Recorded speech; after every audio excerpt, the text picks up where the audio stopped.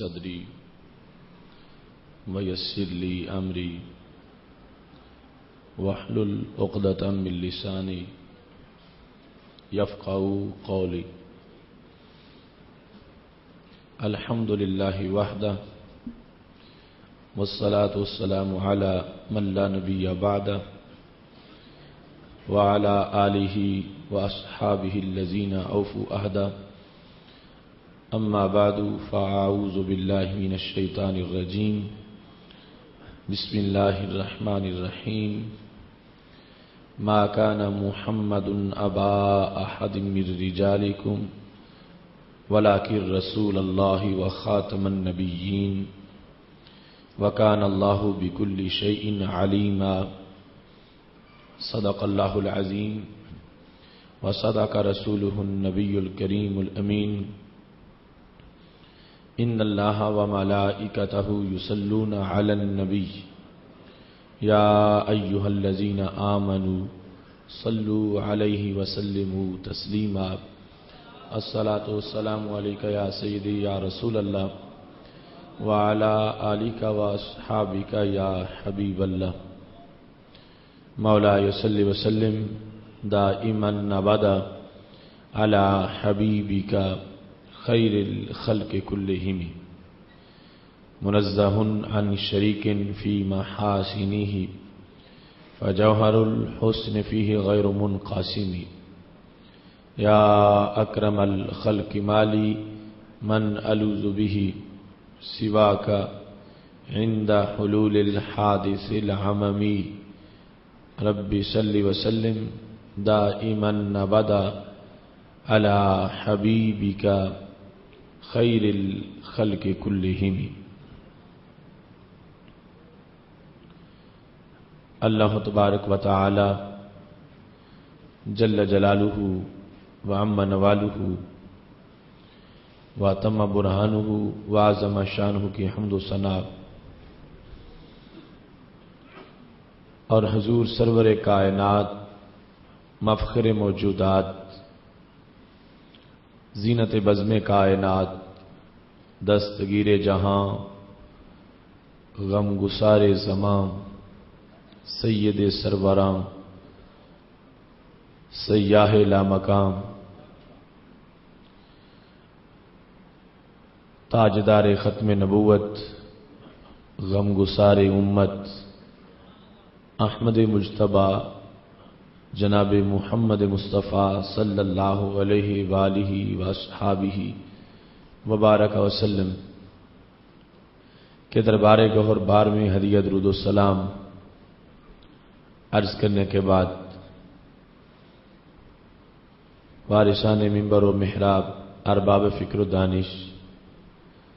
نہایت ہی معزز و محتشم حضرات و خواتین سامعین و ناظرین، رب ذوالجلال کے فضل اور توفیق سے ادارہ صراط مستقیم پاکستان کے زیر اہتمام فہم دین کورس میں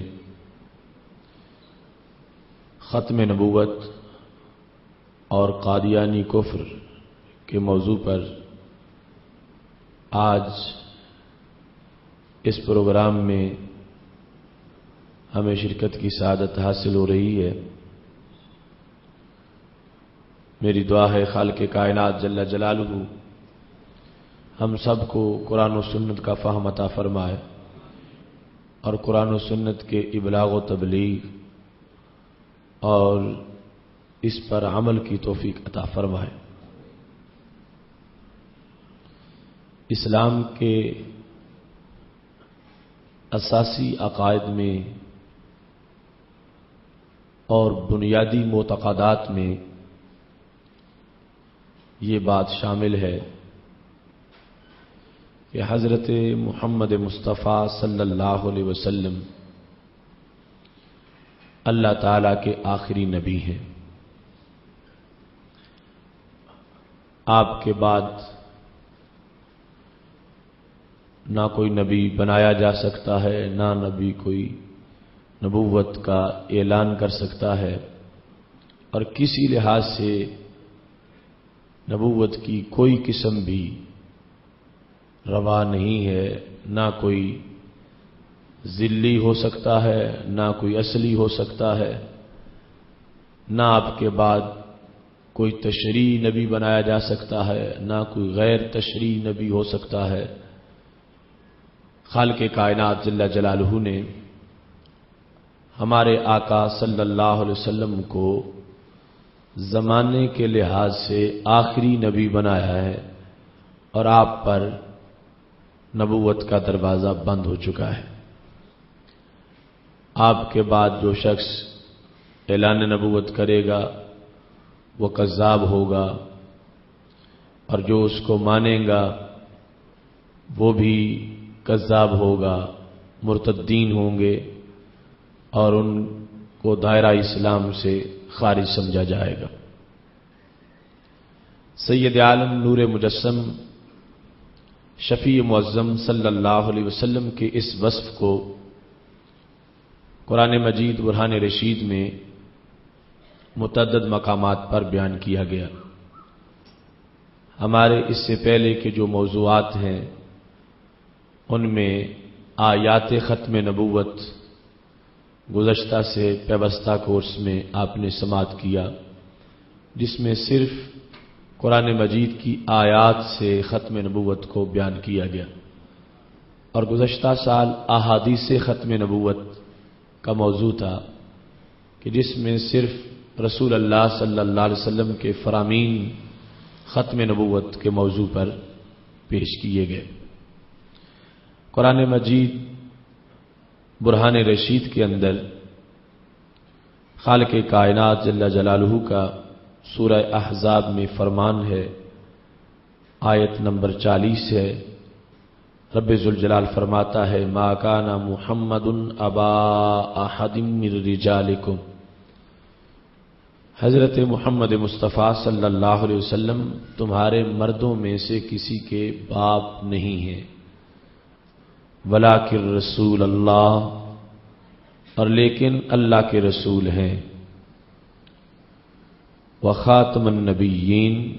اور سب نبیوں میں بعد کے ہیں، وکان اللہ بکل شیء علیما، اور اللہ تبارک و تعالی سب کچھ جاننے والا ہے۔ سید عالم نور مجسم شفیع معظم صلی اللہ علیہ وسلم کی ختم نبوت آپ کی ایک شان ہے اور بہت بڑی فضیلت ہے، اور ختم نبوت پر ہی ہمارے پورے دین کی حفاظت اور بقا کا مدار ہے۔ اگر نبوت کا دروازہ بند نہ ہوتا تو پھر روزانہ یہ احتمال ہوتا کہ شاید کوئی نبی آ گئے تو ہمارا دین منسوخ ہو جائے، ہماری کتاب منسوخ ہو جائے، جو کچھ ہم کرتے ہیں یہ کالعدم ہو جائے، اور جو کچھ ہمارے پاس موجود ہے شاید اس کو تبدیل کر دیا جائے۔ لیکن ختم نبوت نے ہمارے لیے ہمیشہ کے لیے اس بات کو پکا کر دیا کہ جو کچھ مل چکا ہے اسے تبدیل نہیں کیا جا سکتا، اور احکام یہی رہیں گے۔ سید عالم نور مجسم شفیع معظم صلی اللہ علیہ وسلم کی ختم نبوت سے یقین ہمیشہ کے لیے پکے ہو گئے، اور دین ہمیشہ کے لیے مستحکم ہو گیا، اور یہ ایک احسان قرار پایا انسانیت کے اوپر بہت بڑا، کہ اب انسانوں کا وہ امتحان نہیں ہوگا جو پہلے ہوتا رہا۔ یعنی پہلے ایک نبی صلی اللہ علیہ وسلم کے آنے کے بعد جب وہ دنیا سے چلے جاتے دوسرے آتے تو انسانیت کا امتحان ہوتا کہ اب ان کی باری ہے، ان کو نبی مانو، ان کا کلمہ پڑھنا ضروری ہے، پھر تم مومن ہوگے ورنہ تم مومن نہیں ہوگے۔ تو جو پڑھتا تھا وہ تو کامیاب ہوتا تھا، اور جو اڑ جاتا تھا پہلے ہی دین پر رہنے کی کوشش کرتا تھا وہ ناکام ہو جاتا تھا، اس کو کذاب قرار دے دیا جاتا تھا۔ مگر یہ ہمارے آقا صلی اللہ علیہ وسلم کی ختم نبوت کا ہم پہ کرم ہے کہ اب جب سے محبوب علیہ الصلوۃ والسلام تشریف لائے ہیں نہ کوئی اور اپنا کلمہ پڑھوا سکتا ہے، نہ اپنے کلمے کا کہہ سکتا ہے۔ جو رسول اللہ صلی اللہ علیہ وسلم کا کلمہ ہے ہمیشہ کے لیے آ گیا ہے، لہذا انسانیت ایک بڑے امتحان سے اس کو اب نجات مل گئی ہے کہ اب کوئی اور ان کے سامنے اپنی نبوت منوانے کے لیے آ ہی نہیں سکتا، اگر کوئی کہے گا تو وہ جھوٹا ہوگا۔ سید عالم نور مجسم شفیع معظم صلی اللہ علیہ وسلم کی ختم نبوت ایک مہربانی ہے بہت بڑی انسانیت کے لیے کہ جس کو رب ذوالجلال نے رسول اللہ صلی اللہ علیہ وسلم کی نسبت سے ہمیشہ کے لیے اب انسانیت کو عطا فرما دیا ہے۔ اسی واسطے ہمارے دین میں ہم جس وقت الوہیت اور رسالت کا اقرار کرتے ہیں، لا الہ الا اللہ محمد الرسول اللہ، کہ اللہ تعالیٰ کے سوا کوئی معبود نہیں ہے، اور حضرت محمد مصطفیٰ صلی اللہ علیہ وسلم اللہ کے رسول ہیں، یہ ہمارا ایک جو جنرل عقیدہ ہے۔ آئین پاکستان میں جو مسلمان کی تعریف لکھی گئی اور ہمارے اکابر کی کوششوں سے وہ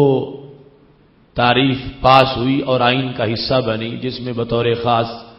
قائد اہل سنت حضرت مولانا شاہ احمد نورانی صدیقی رحمۃ اللہ علیہ کا بھرپور کردار تھا، تو وہ مسلمان کی تعریف یہ ہے کہ اللہ تعالیٰ کے سوا کوئی معبود نہیں،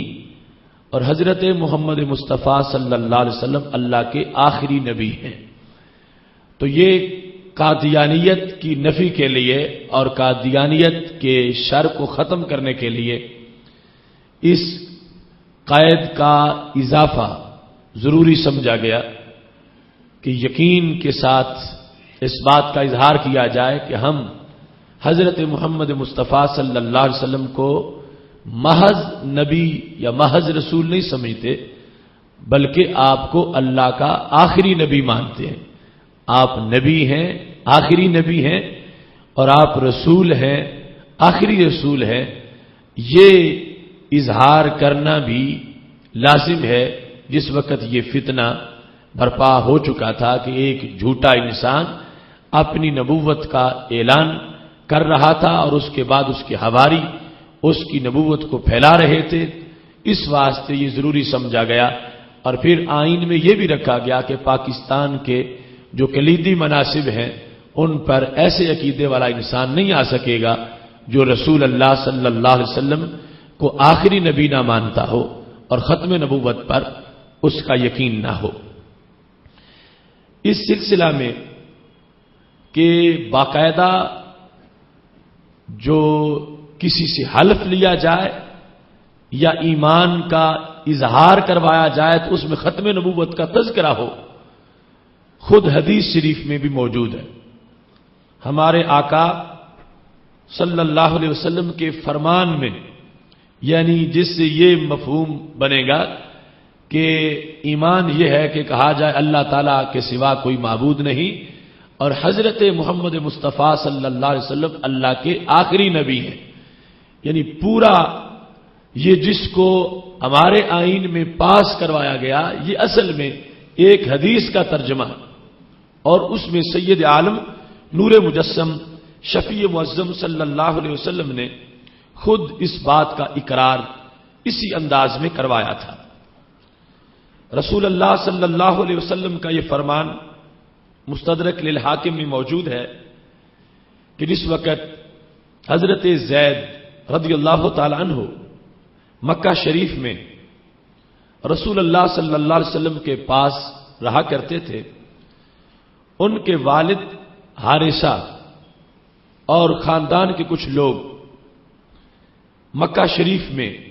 کعبۃ اللہ کے پاس آئے۔ رسول اللہ صلی اللہ علیہ وسلم کعبۃ اللہ کے پاس اپنے صحابہ کرام علیہم رضوان کے ہمراہ بیٹھے ہوئے تھے، اور ان میں حضرت زید بن حارثہ رضی اللہ تعالی عنہ بھی موجود تھے۔ حضرت زید کے والد حارثہ جس وقت مکہ شریف پہنچے اور خاندان کے کچھ لوگ بھی ساتھ تھے۔ حضرت زید نے دور سے دیکھا کہ یہ میرے باپ ہیں اور ساتھ رشتہ دار ہیں، آپ نے ان کو پہچان لیا۔ ولم یقم الیہ، مگر ان کو اٹھ کے ملے نہیں، نہ حارثہ کو اور نہ ہی دوسرے لوگ جو ساتھ تھے، اپنے والد کو بھی نہیں ملے اور رشتہ داروں کو بھی نہیں ملے۔ فقال له النبی صلی اللہ علیہ وسلم، رسول اللہ صلی اللہ علیہ وسلم نے جب یہ محسوس کر لیا کہ زید نے کچھ پہچانا ہے مگر ملنے سے جھجک محسوس کی ہے، تو محبوب علیہ الصلوۃ والسلام نے پوچھا من ہؤلاء یا زید، زید یہ کون لوگ ہیں؟ تو انہوں نے کہا یا رسول اللہ صلی اللہ علیہ وسلم ھذا ابی وھذا امی وھذا اخی وھؤلاء عشیرتی، فرمایا ان میں ایک میرے ابا جی ہیں، ایک میرے چچا ہیں، ایک میرے بھائی ہیں اور باقی میرے خاندان کے لوگ ہیں۔ اب حضرت زید چونکہ کلمہ پڑھ چکے تھے اور وہ لوگ جو ہے انہیں ڈھونڈتے پھر رہے تھے اور حضرت زید ان کو مل گئے۔ رسول اللہ صلی اللہ علیہ وسلم کے پاس حضرت زید بیٹھے تھے، باپ چچا بھائی سارے خاندان کے لوگ ملنے کے لیے آ گئے، تو حضرت زید اٹھ کے ملے نہیں، اجلالا لرسول اللہ صلی اللہ علیہ وسلم، نبی اکرم صلی اللہ علیہ وسلم کے اعزاز کے پیش نظر کہ سرکار کے پاس جب بیٹھا ہوں تو باقی لوگوں کو ملنے کی ضرورت کیا ہے، خواہ باپ ہو دادا ہو چچا ہو، وہ مجھے ڈھونڈنے آئے ہیں، مجھے لے جانے کے لیے آئے ہیں، مگر میں نبی علیہ الصلوۃ والسلام کی خدمت میں حاضر ہوں۔ حضرت زید رضی اللہ تعالیٰ عنہ نے یوں جیسے کسی کا کوئی تعارف ہی نہیں ہوتا، نہ باپ سے ملے نہ چچا سے ملے نہ بھائی سے نہ باقی رشتہ داروں سے، تو رسول اللہ صلی اللہ علیہ وسلم نے فرمایا قم فسلم علیہم یا زید، کیونکہ یہ اسلام کے بالکل ابتدائی احوال تھے۔ فرمایا زید اٹھو، اپنے باپ سے ملو، جا کے اپنے چچا سے ملو، تمہارا بھائی ہے ان کو سلام کہو، یعنی یہ آغاز کے احکام کا حصہ ہے، بعد میں تو غیر مسلم کو سلام کہنے سے منع کر دیا گیا۔ اس وقت رسول اللہ صلی اللہ علیہ وسلم نے اجازت دی، تو یہ ہے ماننے کا نام کہ سرکار کی اجازت کے بغیر باپ کی طرف نہیں گئے، نہ پوچھا ہے نہ ملے ہیں، حالانکہ کافی دیر سے جدائی تھی، فراق تھا۔ جب رسول اللہ صلی اللہ علیہ وسلم نے اجازت دی تو حضرت زید اٹھ کے چلے گئے، جا کے اپنے باپ سے ملے، چچا سے ملے، رشتہ داروں سے ملے۔ جب ملاقات ہو گئی تو انہوں نے کہا کہ زید ہم تو تجھے ڈھونڈ رہے تھے اور تجھے لے جانے کے لیے آئے ہیں، امد معنا یا زید، زید اب ہمارے ساتھ چلو، ہم تجھے لینے کے لیے آئے۔ تو حضرت زید رضی اللہ تعالی عنہ نے کہا ما اريد برسول اللہ صلی اللہ علیہ وسلم بدلا ولا غیرہ، میں اپنے آقا صلی اللہ علیہ وسلم کو چھوڑ کے نہیں جا سکتا، تم مجھے گھر لے جانے کے لیے آئے ہو۔ ما اريد برسول اللہ صلی اللہ علیہ وسلم بدلا، رسول اللہ صلی اللہ علیہ وسلم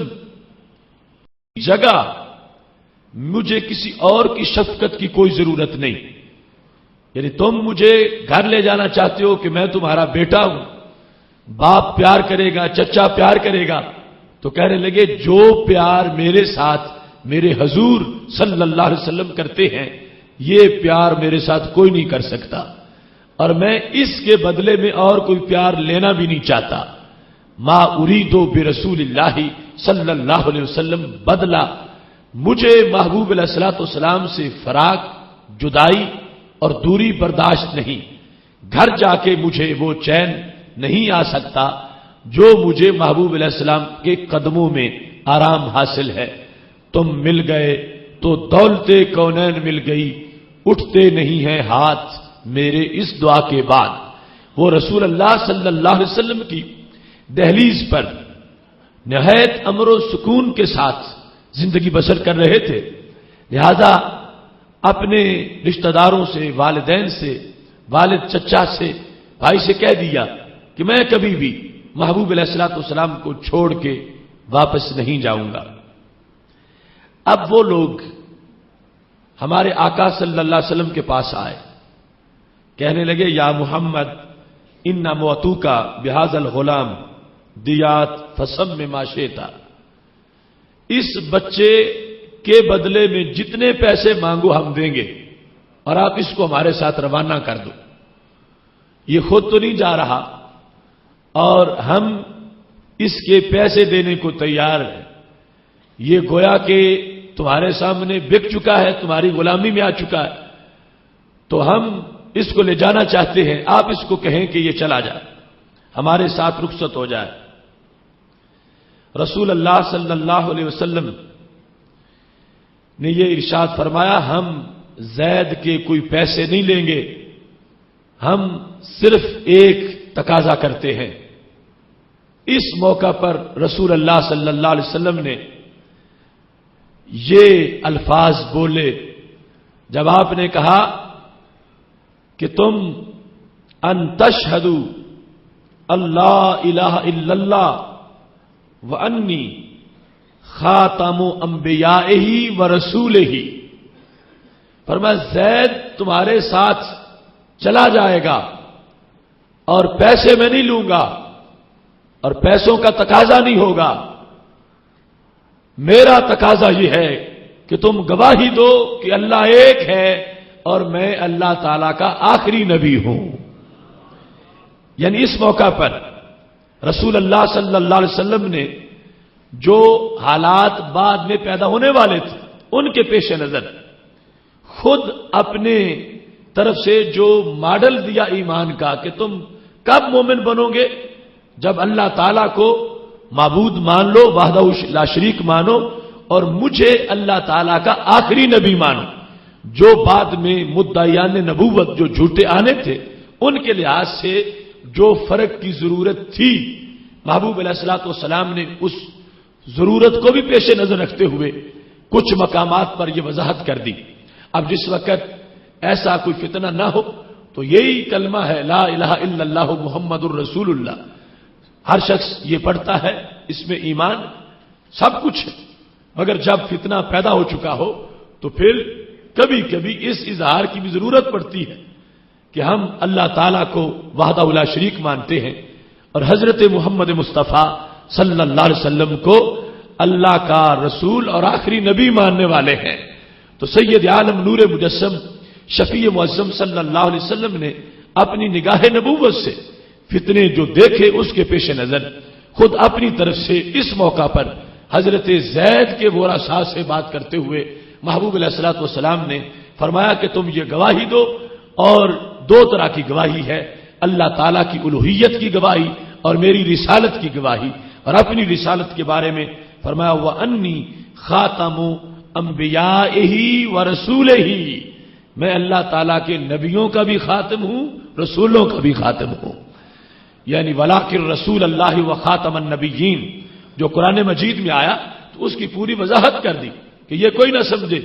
کہ آخری نبی تو میں ہوں، شاید کوئی رسول اور آ سکتا ہو، فرمایا نہیں، جو آخری نبی ہوگا وہ آخری رسول بھی ہوگا، چونکہ رسول تب بنتا ہے جب پہلے نبی ہو، تو جب آخری نبی میں ہوں، میرے بعد کوئی نبی نہیں آ سکتا، تو پھر رسول کیسے آ سکتا ہے؟ اس واسطے فرمایا یہ گواہی دو کہ میں اللہ تعالیٰ کے انبیاء میں سے آخری نبی ہوں اور اللہ تعالیٰ کے رسولوں میں سے آخری رسول ہوں، میرے بعد نہ کوئی نبی آ سکتا ہے اور میرے بعد نہ کوئی رسول آ سکتا ہے۔ یہ ہمارے موضوع کے لحاظ سے اہم حدیث تھی اور بڑی تلاش کے بعد اس تک رسائی ہوئی کہ ہمارے اکابر نے بالخصوص پاکستان میں جب تحریک چلائی اور 7 ستمبر 1974 کو پاکستان کی پارلیمنٹ میں قادیانیت کے خلاف قرارداد پیش ہوئی اور دنیا کی یہ واحد پارلیمنٹ تھی کہ جس نے ختم نبوت کے مسئلے پر اتنا بڑا اقدام کیا اور قادیانیوں کو غیر مسلم اقلیت قرار دیتے ہوئے پاکستان کی پارلیمنٹ کو تاریخ میں وہ اعزاز ملا جو صرف اس پارلیمنٹ کا حصہ تھا۔ اور اس کی اصل پیچھے یہ حدیث شریف ہے جس میں یعنی 7 وہ ختم نبوت کی تمام آیات اور احادیث اور بالخصوص جو مسلمان کی تعریف کے لحاظ سے یہ اضافہ کیا گیا کہ اللہ تعالیٰ کو ایک مانتا ہوں اور حضرت محمد مصطفیٰ صلی اللہ علیہ وسلم کو اللہ کا رسول اور آخری نبی ماننے والا ہوں۔ یہاں پر ضمن حدیث کو کچھ مکمل کر دیتا ہوں کہ جس وقت محبوب علیہ الصلوۃ والسلام نے دعوت دی تو حضرت زید کے ابا جی حضرت حارثہ رضی اللہ تعالیٰ عنہ نے کلمہ پڑھ لیا۔ وہ جو زید کو لینے آئے تھے خود بھی در رسول کے اسیر بن گئے،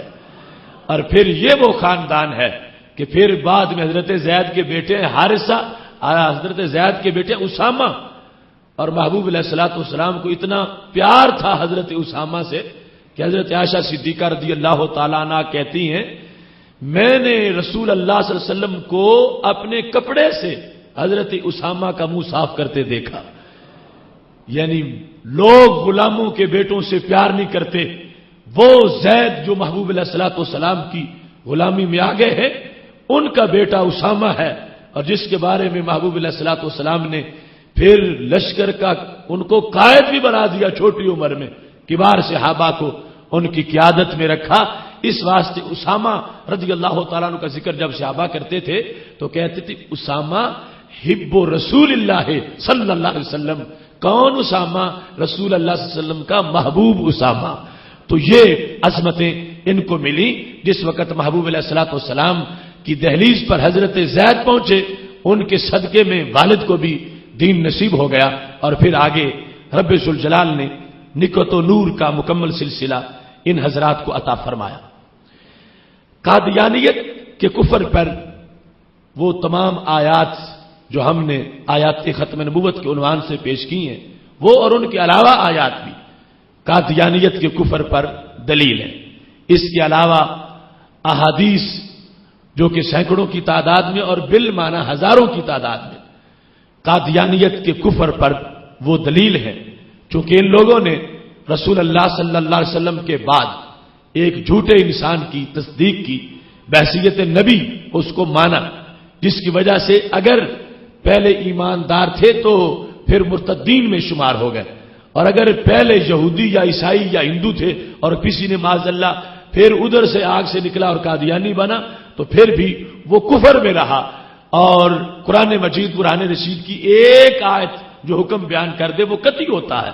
اور جو اتنی آیات کا حکم ہو اور اتنی احادیث کا حکم ہو وہ بالکل اٹل حقیقت ہے۔ لہذا آج کوئی شخص اگر قادیانیوں کے ایمان کفر میں شک کرے گا تو وہ خود کافر ہو جائے گا۔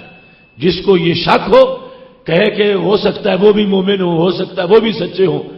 تو وہ خود اپنے ایمان سے ہاتھ دھو بیٹھے گا۔ ایک مومن تب مومن برقرار رہتا ہے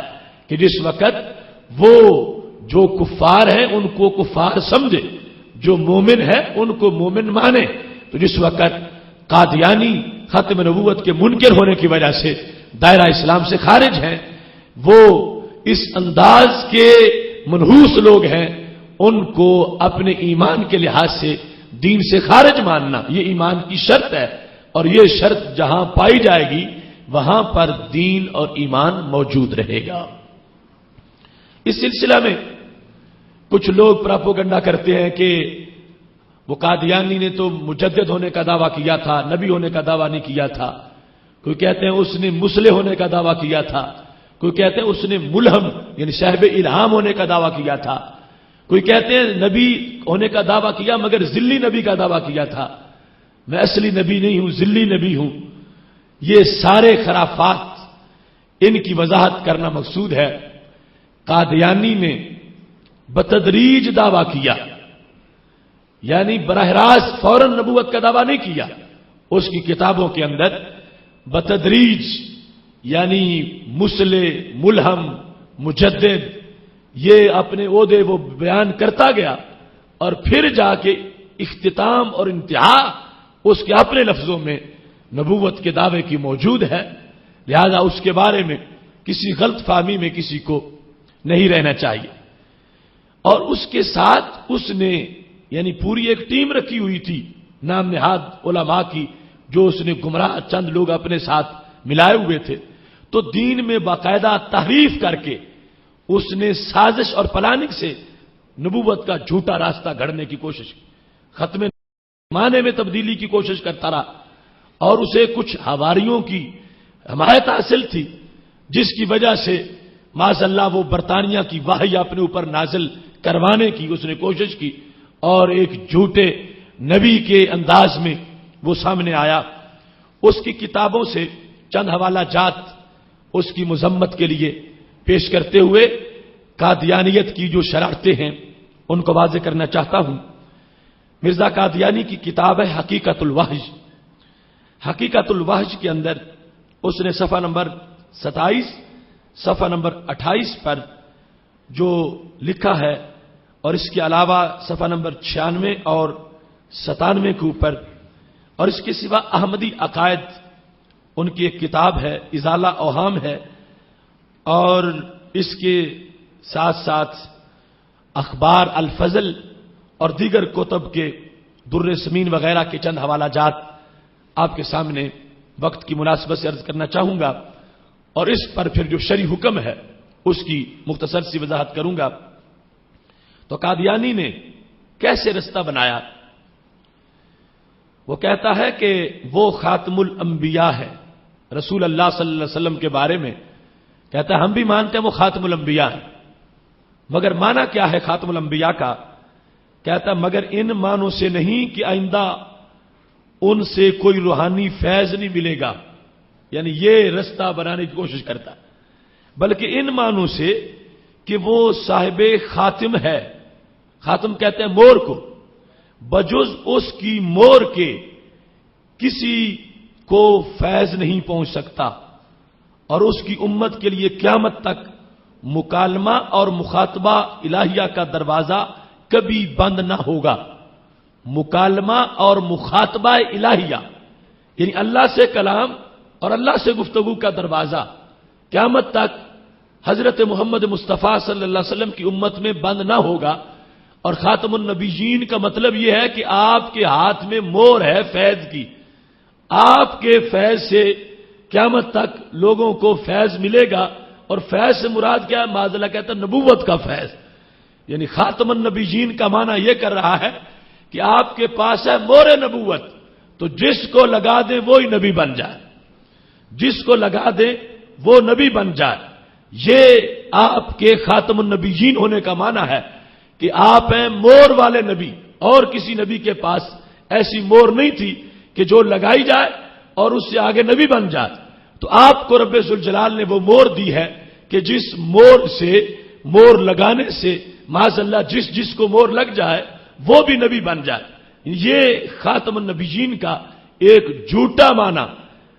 مرزا قادیانی اپنی طرف سے گھڑ رہا تھا، اور کہنے لگا بجز اس کے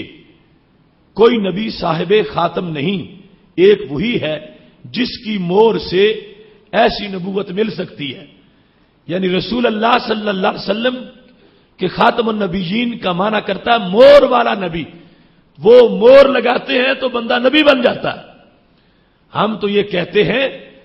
کہ سید عالم نور مجسم شفیع معظم صلی اللہ علیہ وسلم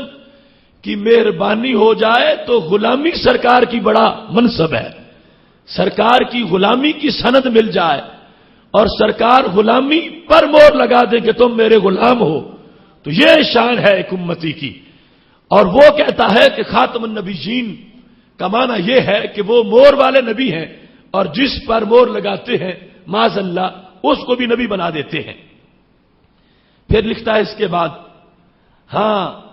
اپنی ختم رسالت کا نشان قائم رکھنے کے لیے یہ چاہا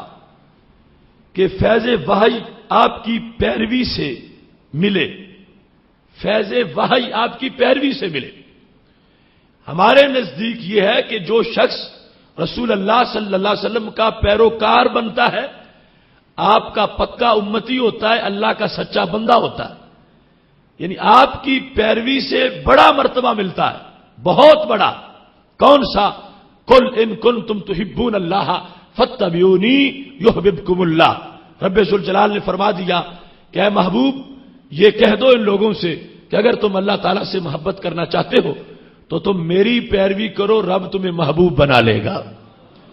یہ ہے قرآن میں پیروی کرنے کا صلہ کہ پیروی کریں گے تو ملے گا کیا. اور یہ کافر کہتا تھا کہ جو نبی علیہ السلام کی پیروی کرے گا پیروی کر کے نبی بن جائے گا. یعنی اس نے آپ کی پیروی کو نبوت کا ذریعہ بنا لیا کہ رسول اللہ صلی اللہ علیہ وسلم کا نام لے کر سرکار کے نام کی آڑ میں سرکار کی سنت اور پیروی کی آڑ میں ایک شخص کے لیے ممکن ہے کہ وہ معاذ اللہ نبی بن جائے. اس واسطے وہ لفظ یہ استعمال کرتا ہے کہ آپ وحی فیض وحی آپ کی پیروی سے آپ کے وسیلے سے ملے اور جو شخص امتی نہ ہو اس پر وحی الہی کا دروازہ بند ہو. یعنی جو نبی علیہ الصلوۃ والسلام کا امتی نہیں ہے اس پر تو وحی نہیں آئے گی اور جو امتی ہے اس پر معاذ اللہ وحی آئے گی.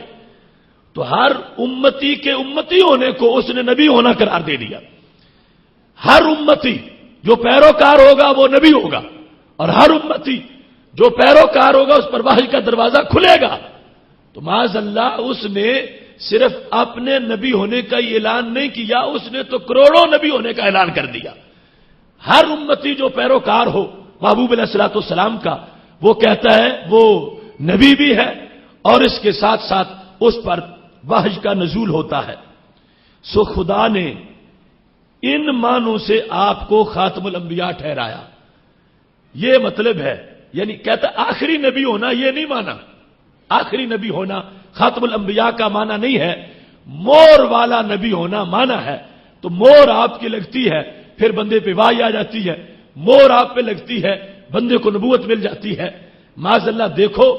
جھوٹا بھی قرآن سے ہی اپنا جھوٹ صحیح کرنے کی کوشش کرتا ہے.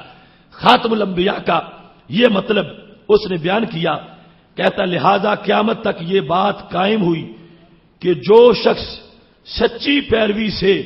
اپنا امتی ہونا ثابت نہ کرے اور آپ کی مطابقت میں اپنا تمام وجود محو نہ کرے ایسا انسان قیامت تک کے لیے کامل وحی نہیں پا سکتا. اور جو اپنے آپ کو سرکار کے سامنے مٹا دے اور پیروی کرنا شروع کر دے تو وہ ملم ہو سکتا ہے، اس پر وحی آ سکتی ہے، اس پر الہام آ سکتا ہے. تو یہ بگڑا ہوا عقیدہ تھا جس نے آہستہ آہستہ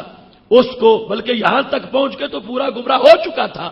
اور باقاعدہ یعنی پلانک تھے. اس پر چونکہ برطانیہ نے وحی بھیجنی تھی اور اپنی شرارت سے اس کو جنم دیا تھا لہذا وہ گھڑ رہا تھا کہ کسی نہ کسی طرح مسلمانوں کو پھانسا جائے اور کہا جائے کہ ہم بھی ختم نبوت کا عقیدہ رکھتے ہیں، ہم بھی خاتم النبیین مانتے ہیں، ہم بھی قرآن پر یقین رکھتے ہیں. اور پھر مانا یہ گھڑ لیا کہ جس سے معاذ اللہ ہزاروں نبی اور کروڑوں نبی بن جانے کا دروازہ کھولا جا رہا تھا. تو یہ اس شخص کی مکاری تھی اور دین کے ساتھ غداری تھی. اس نے یعنی یہ ظاہر کر کے کہ میں خود حامی ہوں ختم نبوت کا، معاذ اللہ ختم نبوت کے کارواں کو لوٹنا چاہا. کہتا ہے کیونکہ مستقبل نبوت حضرت پر ختم ہو گئی مگر ذلی نبوت یہ لفظ قابل غور ہے. ذلی نبوت جس کے معنی ہے کہ محض فیض محمدی سے وحی پانا، یہ ذلی نبوت قیامت تک باقی ہے. معاذ اللہ کہنے لگا کہ یہ جو خاتم النبیین قرآن مجید میں آیا ہے یہ مستقل نبوت کا اختتام تھا. مستقل نبوت ختم ہو گئی مگر ذلی نبوت مطلب کیا کہ نبی علیہ الصلوۃ والسلام کے سہارے نبی بننا یہ سلسلہ کہتا ہے قیامت تک باقی رہے گا. یعنی جھوٹا اپنے آپ کو تو ثابت کر ہی رہا تھا، جھوٹا قیامت تک کے لیے دروازہ بھی کھول رہا تھا کہ مزید اگر کوئی جھوٹا آ کے یہ اعلان کرے تو اس کے لیے بھی گنجائش پیدا کر دوں. تو دو قسمیں نبوت کی بنا گیا، ایک مستقل نبوت اور دوسری ذلی نبوت. اور کہتا ہے کہ جو قرآن مجید میں ہے کہ نبی علیہ الصلوۃ والسلام خاتم النبیین ہیں، اس کا معنی ہے مستقل نبی آخری آپ ہی ہیں، آپ کے بعد کوئی مستقل نبی نہیں آئے گا مگر ذل یعنی آپ کا سایہ، آپ کے ذریعے سے وحی پانے والا اور فیض محمدی سے وحی پانا قیامت تک باقی رہے گا. وحی کا قول کیا جس کو پھر بعد میں واضح لفظوں میں نبوت کے ساتھ تعبیر کیا. تو محتشم سامعین حضرات یہ میں نے حقیقت الوحی جو قادیانی کی کتاب ہے اس سے تمہارے سامنے ایک اقتباس پڑھا کہ اس نے خاتم النبیین کے معنی میں خیانت کیسے کی، مگر سوچنے کی بات یہ ہے کہ اس خیانت کا دروازہ کس نے کھولا، اس خیانت کا دروازہ کس نے کھولا؟ نبوت کی دو قسمیں بنا کے، وہ ہے کتاب تحذیر الناس، جس میں یہ کہا گیا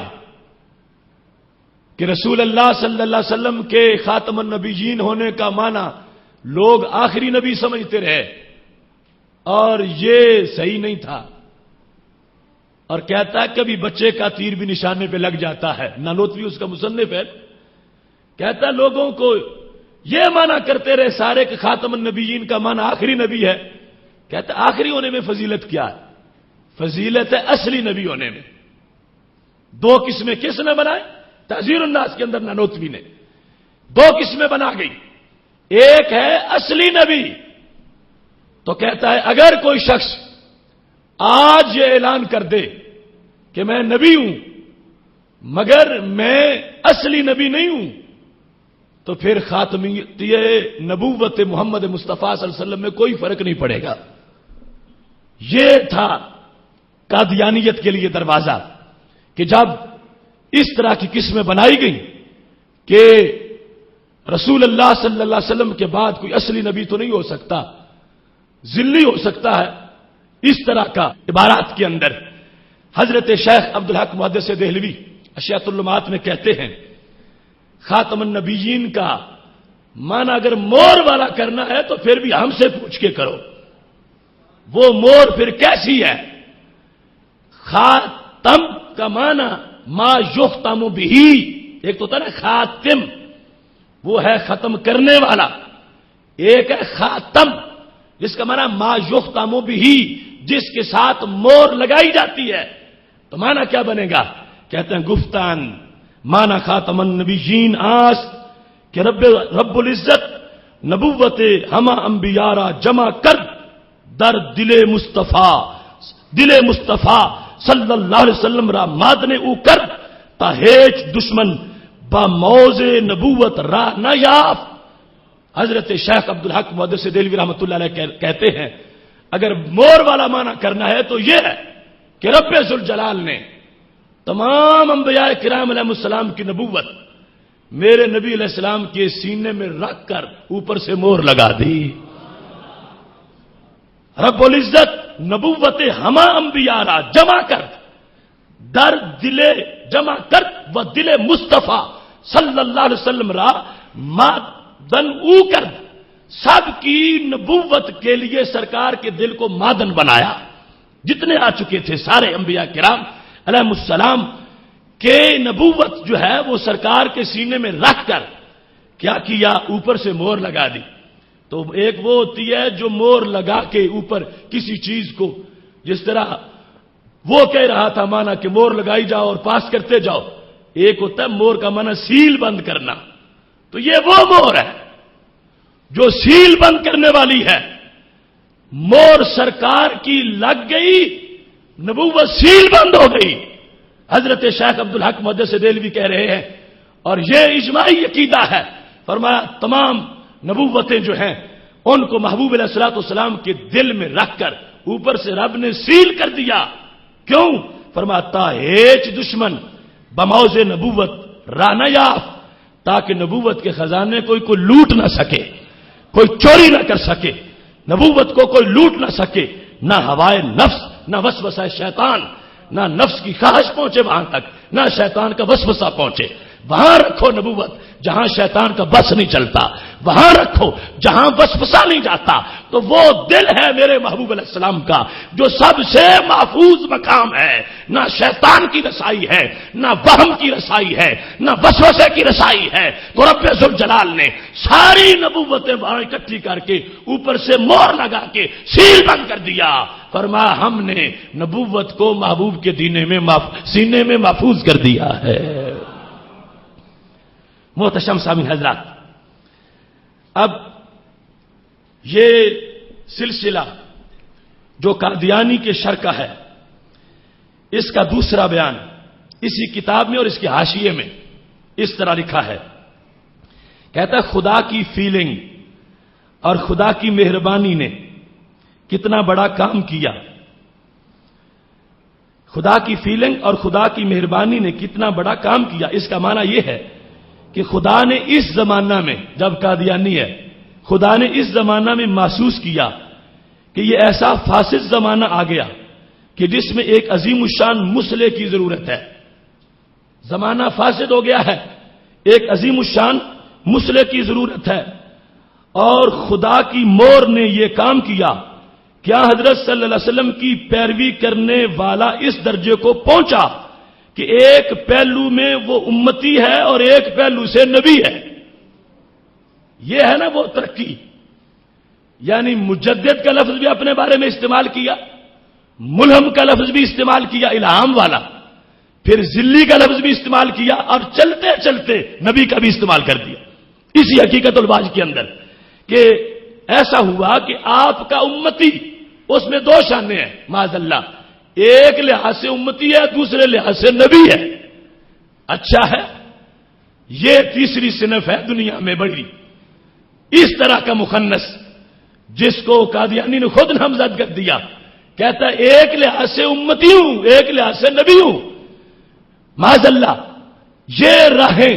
اس نے اختراع کی کہ لوگ کچھ برداشت کرتے جائیں، کبھی کہوں گا مجدد ہوں برداشت کر لیں گے، مسلح کہوں گا برداشت کر لیں گے، اور پھر کرتے جائیں گے، پھر کہہ دیں گے نبی ہوں۔ اور نبی اس نے اس انداز میں پھر کہہ دیا، سید عالم نور مجسم شفیع معظم صلی اللہ علیہ وسلم کے ساتھ اپنی نسبت اس انداز میں اٹیچ کر رہا ہے، اور جواز یہ پیش کر رہا ہے اللہ کی فیلنگ ہے، انگلش بولتا ہے، اللہ کی یہ فیلنگ ہے کہ اب اس وقت جو ہے زمانہ بڑا فاسد ہو چکا ہے، تو مسلح کی ضرورت ہے، تو مسلح میں ہوں، من وجہ امتی ہوں، من وجہ معاذ اللہ نبی بن کے آ گیا ہوں۔ لہذا کوئی شخص اس پراپوگنڈے کا مرتکب نہ ہو، شکار نہ ہو کہ قادیانی کہے کہ ہمارے نے تو نبوت کا دعویٰ ہی نہیں کیا تھا، وہ تو مجدد تھا، مسلح تھا، تم نے نبوت کا دعویٰ خواہ مخواہ اس کے گلے میں ڈال دیا۔ تو یہ حقیقت الوحی اس کی کتاب ہے جس سے میں یہ عبارت پڑھ رہا ہوں، اس نے باقاعدہ نبوت کا لفظ نبی بول کر اپنے اوپر اعلان کر دیا کہ حضرت محمد مصطفیٰ صلی اللہ علیہ وسلم کا تو میں امتی ہوں، مگر بعد والوں کے لیے مجھے نبی بنا دیا گیا ہے، میں امتی بھی ہوں اور نبی بھی ہوں معاذ اللہ۔ اور پھر اس میں اس نے احمدی عقائد کتاب ہے ان کی، اس کے اندر جو خرافات موجود ہیں، احمدی عقائد کے اندر جس کا مرتب میاں محمد سعید ہے، اس نے اس میں یہ لکھا کہ مجددین کام صرف تجدید دین کا کرتے ہیں، لیکن حضرت مسیح موعود نے علاوہ تجدید دین کے تکمیل دین بھی کی ہے۔ یعنی مطلب یہ ہے کہ نبی علیہ السلام سے بھی بڑھا کے نبی بنا دیا، کہ پہلے تو بنایا مجدد، اور پھر کہا، یہ احمدی عقائد کے صفحہ نمبر 9 پر عبارت موجود ہے کہ یہ کہتا ہے کہ ہمارا مرزا صرف مجدد نہیں، مجدد تو ہوتے ہیں نا دین کی تجدید کریں۔ تجدید کا مطلب یہ نہیں کہ نیا دین بنائیں، کچھ لوگ اس معنی سے بھی آج مجدد بننے چاہتے ہیں کہ مجدد وہ ہے جو کوئی نیا دین بنا دے۔ تجدید کا معنی یہ ہوتا ہے کہ پرانے دین سے باتیں جو ملاوٹ ہو جائے ان کو دور کر کے اصلی دین پیش کیا جائے، یہ ہوتا ہے مجدد۔ تو یہ کہتا ہے قادیانی کا حواری کہ ہم نے قادیانی کو محض مجدد نہیں مانا، آپ نے اس کے مرزا نے کہتا صرف تجدید دین نہیں کی، تکمیل دین بھی کی ہے۔ تو استغفر اللہ، میرے محبوب علیہ السلام تو دین مکمل کر کے گئے تھے، یہ پیچھے کون سا مکمل کرنے آیا؟ الیوم اکملت لکم دینکم واتممت علیکم نعمتی ورضیت لکم الاسلام دینا۔ یہ امتیاز ہے ہمارے آقا صلی اللہ علیہ وسلم کا، حضرت آدم علیہ السلام سے لے کر حضرت عیسیٰ علیہ السلام تک کوئی نبی ان پر یہ آیت نہیں اتری، اور انہیں یہ نہیں کہا گیا کہ تم کہہ دو کہ آج ہم نے دین کو مکمل کر دیا اور آج نعمت کی ہم نے انتہا کر دی۔ یہ میرے محبوب علیہ السلام کی شان ہے کہ رب ذوالجلال نے کہا محبوب ازل سے ہم نے تمہیں چنا تھا کہ یہ اعلان تجھ سے کروانا ہے. اب سرکار کہیں، قرآن کہے کہ ہم نے دین کو مکمل کر دیا، اور یہ کہے کہ قادیانی مکمل کرنے آیا ہے، تو معاذ اللہ سرکار سے بڑا نبی ہونے کا بھی دعویٰ کر دیا اور اقرار کر لیا، جبکہ مطلقاً نبوت کا اعلان، مطلقاً جو اس نے جواز پہلے فراہم کیا تھا، یہ آہستہ آہستہ الہام، ذل، تجدید، اصلاح، اور پھر من وجہ نبی، من وجہ امتی، من وجہ نبی، اور پھر معاذ اللہ نبیوں کے نبی سے بھی بڑا مرتبہ دینے کی کوشش کی گئی. تو یہ سارا سلسلہ گمراہی کا سلسلہ ہے، کفر کا سلسلہ ہے. یہ جتنا بھی اے ٹو زیڈ قادیانیت کے انداز ہے، سب کے سب ناری اور جہنمی انداز ہے. میرے محبوب علیہ الصلوۃ والسلام کے ہوتے ہوئے جب آپ آ گئے ہیں، نہ کوئی تشریع نبی ہے، نہ غیر تشریعی ہے، یعنی نئی شریعت والا ہو یا شریعت کے بغیر ہو، نہ کوئی ذلی ہے، نہ کوئی اصلی ہے، نہ کوئی حقیقی ہے، نہ کوئی غیر حقیقی ہے. کسی لحاظ سے کوئی نبی نبوت کا اعلان نہیں کر سکتا. ہر نبوت سے بڑی نبوت، یعنی اس انداز میں کہ آخری نبوت، ویسے تو نبوت نفس ذات میں برابر ہے، یعنی آخری نبوت رب ذوالجلال نے میرے محبوب علیہ الصلوۃ والسلام کو عطا فرما دی، جس کے ساتھ ہی ہمیشہ کے لیے نبوت کا دروازہ بند کر دیا گیا. محتشم سامعین حضرات، اس میں یہ بات بھی قابل نظر رہے اور قابل غور ہے اور زیر نظر رہے کہ اخبار فضل قادیان جلد نمبر 29 صفحہ نمبر 122 30 مئی 1941 کا اخبار، اس میں جو خرافات ہیں اسی عنوان سے وہاں لکھا ہے سیدنا حضرت مسیح موعود علیہ السلام. چونکہ اس نے قادیانی نے اپنی کتاب میں بار بار لکھا کہ حضرت عیسیٰ علیہ السلام آنا تو محال ہے، اور وہ موعود میں ہوں، مسیح موعود میں ہوں، میرا وعدہ کیا گیا تھا کہ قادیانی میں آؤں گا. کہنے لگا سیدنا حضرت مسیح موعود کی بعثت کی وجہ سے، یہ اخبار لکھتا ہے قادیانی اخبار، سیدنا حضرت مسیح موعود علیہ السلام معاذ اللہ جہنمی مرزا کی بعثت کی وجہ سے اللہ تعالی نے قادیان کے مقام کو جو عزت و رفعت بخشی ہے وہ کسی توضیح و تشریح کی محتاج نہیں. قادیان کی سرزمین کو مسیح موعود کی وجہ سے، مسیح موعود تھے عیسیٰ علیہ السلام، تو یہ لقب ان کا اس نے چھیننے کی کوشش کی، اور باقاعدہ اپنی نظموں کے اندر اس نے یہ شعر لکھے. یہ اس کی کتاب ہے در سمین، جس میں ساری نظمیں ہیں مرزا قادیانی کی. اس میں وہ کہتا ہے باغ احمد سے ہم نے پھل کھایا ہے، باغ احمد سے ہم نے پھل کھایا ہے، میرا بستان کلام احمد ہے، ابن مریم کے ذکر کو چھوڑو اس سے بہتر غلام احمد ہے.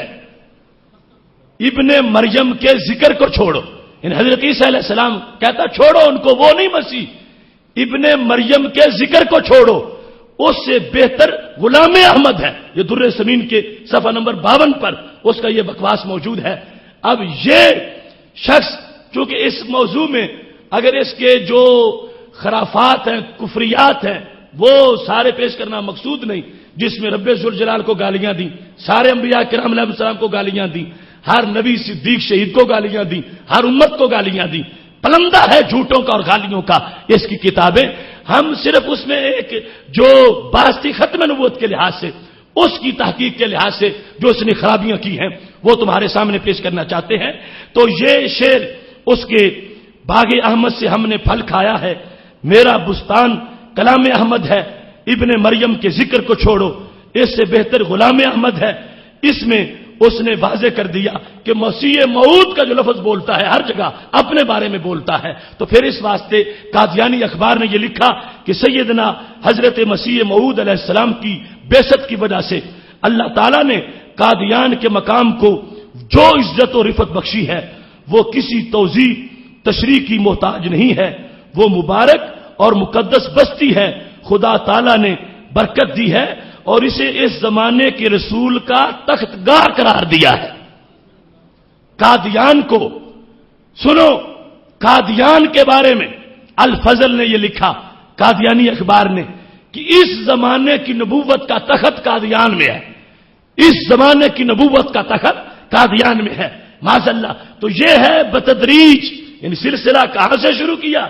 پہلے یہ فیض وہ فیض اور پیروی اور اپنا آپ مٹانا، اور پھر ذل کا لفظ، الہام کا لفظ، اصلاح کا لفظ، پھر تجدید کا لفظ، اور پھر من وجہ نبی کا، اور پھر کامل کرنے والا نبی، اور پھر اس انداز میں کہ قادیان کے قصیدے، اور اس کے بارے میں یہ کہہ دیا کہ اس زمانے کا جو نبی ہے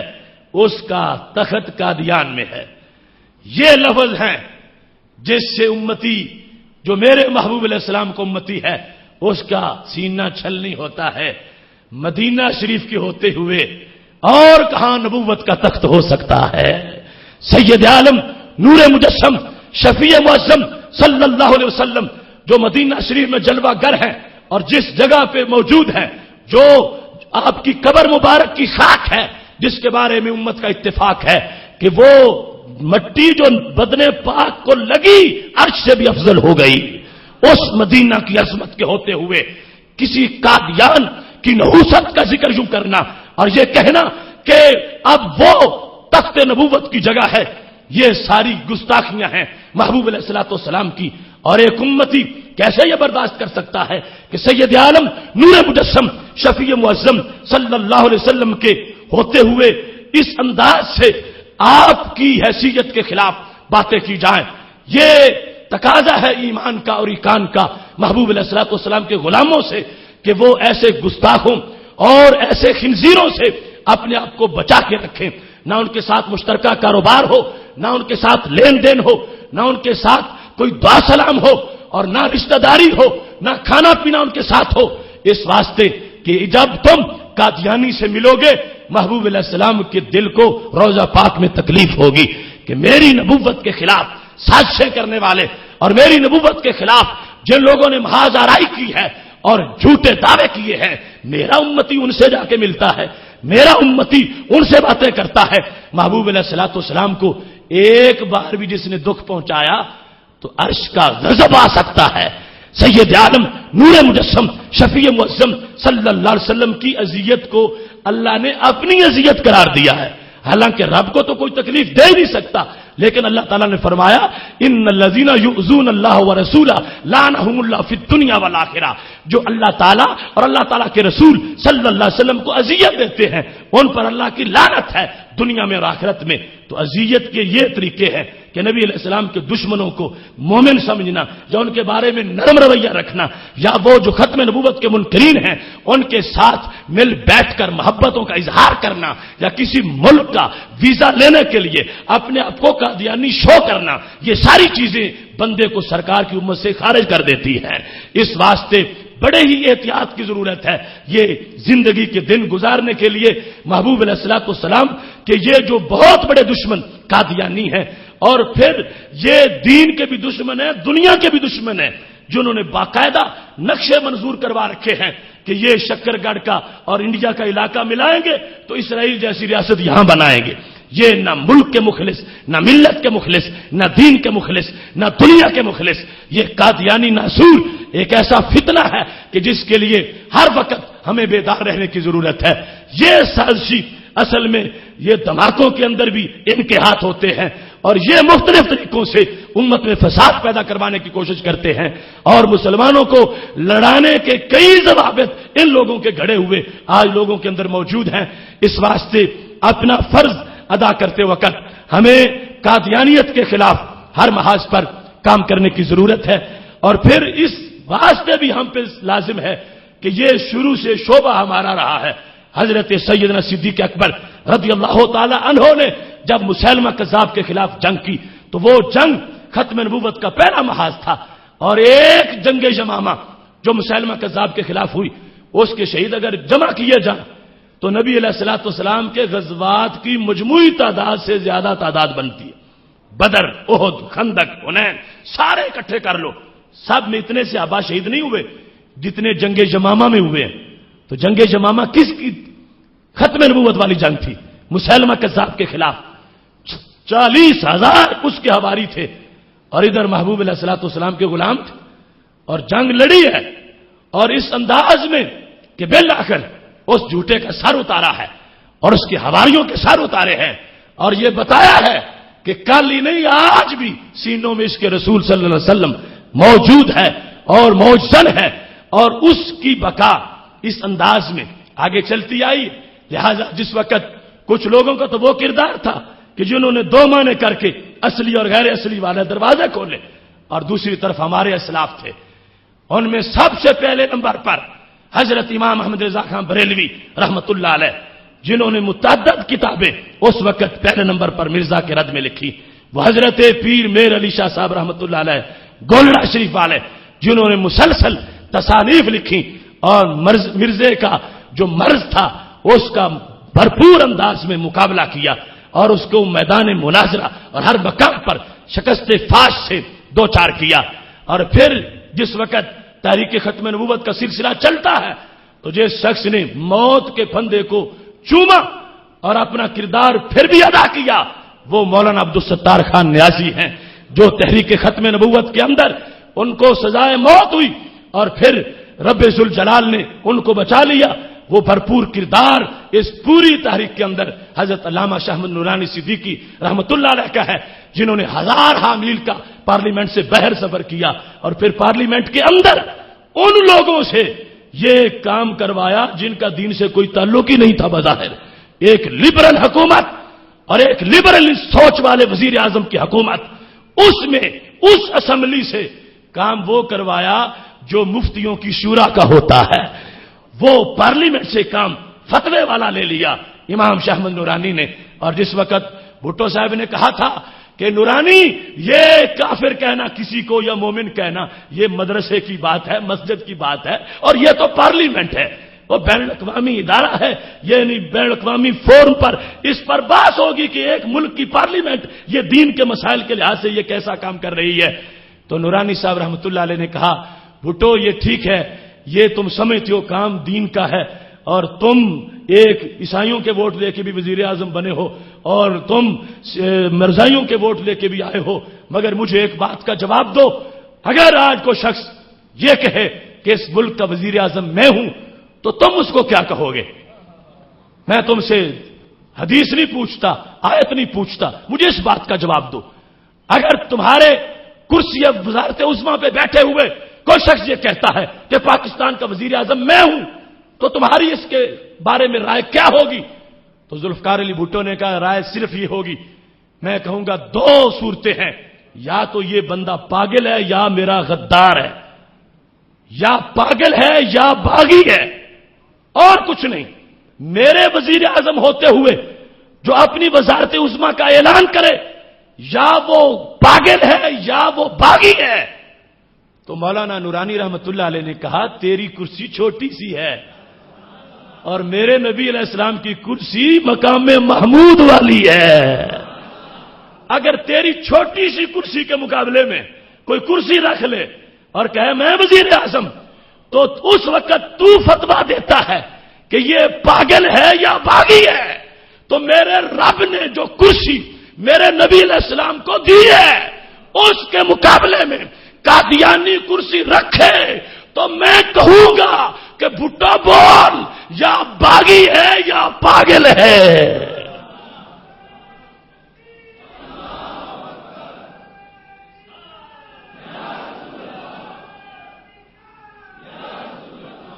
اس طرح عقلی طور پر ایسے شخص کو قائل کر لیا مولانا نورانی کی ذہانت اور لیاقت نے کہ اسے مجبوراً کہنا پڑا کہ ٹھیک جب میں اپنے بارے میں یہ کہتا ہوں تو میں یہ کہوں گا قادیانی کے بارے میں یا پاگل ہے یا باغی ہے، فرمایا یہی تو کہلوانا تھا ہم نے، اور یہی ہے فتویٰ، اسی پر دستخط کرنے ہیں۔ اور پھر وہ سردار بلوچ جو کہا کرتے تھے ہم نے دین صرف سونگا ہوا ہے، ویسے میں پتہ کوئی نہیں، سر نورانی نے ان سے بھی ختم نبوت کا فتویٰ دلوالا، انہیں بھی قائل کیا، انہیں بھی سمجھایا، رات بھر یعنی یحییٰ بختیار اور ایسے لوگوں کو قائل کر کے بالآخر 7 ستمبر 1974 کا وہ دن آیا جب پاکستان کی پارلیمنٹ نے تاریخی فیصلہ صادر کر کے پوری دنیا پر پاکستان کا نام روشن کر دیا. لیکن اس کے بعد بھی سازشیں ان لوگوں کی بدستور جاری ہیں. ہر جگہ گھسے ہوئے، ہر جگہ شرارتیں کر رہے ہیں. اس واسطے ہمیں حساس رہنے کی ضرورت ہے. ایک تو دین ہمارا ہے، شعبہ ہمارا ہے، قرض ہے ہم پر نبی علیہ السلام کی غلامی کی وجہ سے، اور پھر ہمارے اسلاف کی اتنی کاوشیں ہیں، کوششیں ہیں. اس سلسلہ میں ہمیں پھر بھرپور کردار ادا کرتے رہنے کی ضرورت ہے تاکہ کوئی غدار، باغی اور پاگل ہمارے محبوب علیہ الصلوۃ والسلام کی گستاخی نہ کر پائے، اور محبوب علیہ الصلوۃ والسلام کی ختم نبوت کا جھنڈا گھر گھر میں ہر طرف لہرا دیا جائے. یہ ایک مختصر سا ویو تھا، موضوع تو بھی باقی ہے. اللہ تبارک و تعالی ہم سب کو ختم نبوت کا مبلغ بنائے. وآخر دعوانا ان الحمد للہ رب العالمین. نعرہ تکبیر.